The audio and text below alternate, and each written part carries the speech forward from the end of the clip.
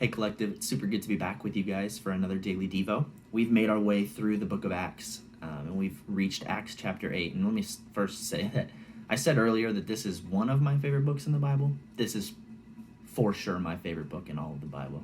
And we've been talking about the church and the beginning of the church and the day of Pentecost. And we've reached the point where Stephen has died because of his faith, because of what he was preaching. And in Acts chapter 8, we see another redemption story. Stephen was taken up to be with God forever. But we read in verse 36 about a man who is a eunuch, who is a pretty important person, who has no idea what the Bible says. And he's sitting on the road reading out the words of Isaiah. And it's this foretelling of Jesus, of this man who would be beaten and killed. And he doesn't know what it means. And this man, Philip, is walking along the road to Gaza to preach about Jesus. And he hears him and he says, "Do you know what you're reading?" And the eunuch says, "I have no idea because nobody's told me."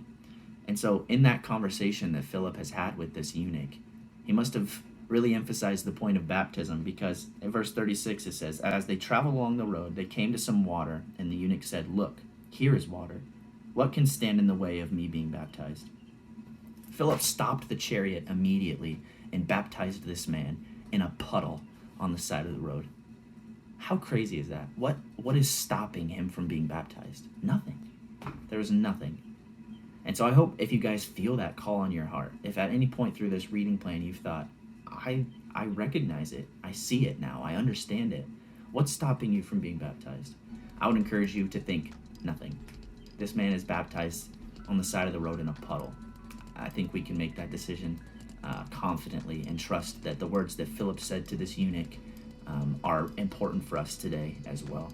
So I hope you guys are encouraged. I can't wait to be back with you again next week. Come back tomorrow for another Daily Devo.